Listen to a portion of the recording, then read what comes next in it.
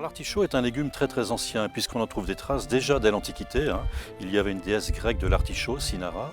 Et dans la région, en Bretagne, c'est vers le XVIe siècle, dit-on, qu'on a commencé sérieusement à produire de l'artichaut. Non pas dans la forme qu'elle a aujourd'hui de façon intensive, mais voilà, il avait déjà une place particulière dans la culture de la région, dans la culture dans tous les sens du terme d'ailleurs, puisque même les feuilles d'artichaut ressemblent étrangement aux feuilles d'acanthe et qu'on les trouve par exemple sur les chapiteaux des cathédrales. Il avait des vertus thérapeutiques, mais surtout, bien entendu, il a toujours des vertus gastronomiques, culinaires particulières. Alors dans les années 1990, avec un ami, nous avions monté un salon qui s'appelait Saveurs de Bretagne, qui était l'un des pionniers en matière de promotion des produits du terroir. Et en 1997, à l'occasion de l'une des éditions de ce salon, l'idée est venue tout simplement de mettre l'accent sur le légume emblématique du Léon, de Saint-Paul et de la région, à savoir l'artichaut.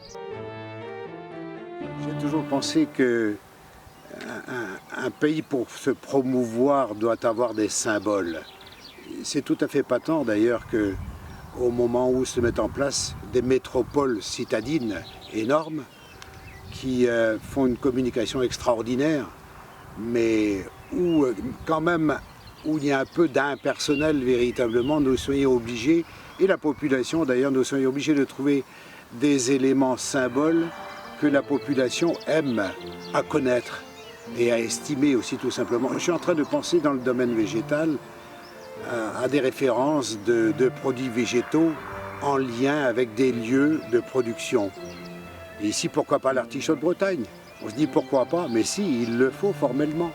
Mais au lieu que ce soit rattaché à une ville particulièrement, nous avons tenu à ce que ce soit sur une région, la Bretagne, comme le camembert se rattache à la Normandie, l'artichaut se rattache à la Bretagne. L'idée de mettre sur pied les premiers éléments d'une confrérie s'est imposée d'abord un petit peu comme un clin d'œil. C'était quelque chose qui devait se faire sérieusement, mais sans vraiment se prendre au sérieux. Et avec quelques amis, dès lors qu'on a proposé cette idée, ça a suscité un réel intérêt, un réel enthousiasme. Et donc il y a une première promotion de 6 membres qui a été intronisée en 1997 et qui a donc choisi d'emblée Jean-Marie Saillour, qui était et qui est toujours donc l'une des figures emblématiques de l'agroalimentaire dans la région, puisqu'il est le fondateur de la Compagnie bretonne de l'artichaut.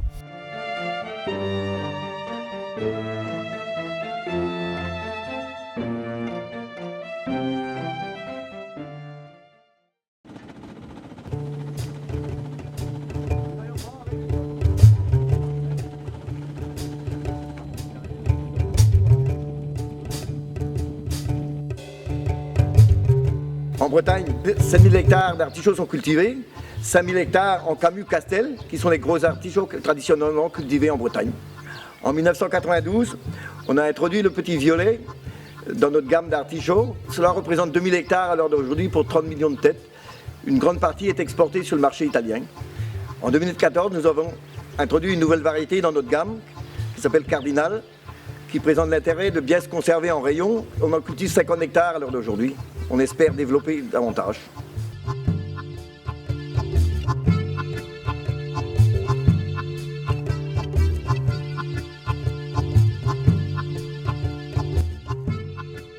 La segmentation de la gamme artichaut avec les différentes variétés qui ont été présentées est très importante pour la région. Sachant qu'un des intérêts, si je prends par exemple principalement le petit violet, c'est la complémentarité au niveau du calendrier de production par rapport aux régions traditionnelles que sont l'Espagne, l'Italie, le sud de la France, puisque la Bretagne embraye la production dès lors que ces régions-là la terminent.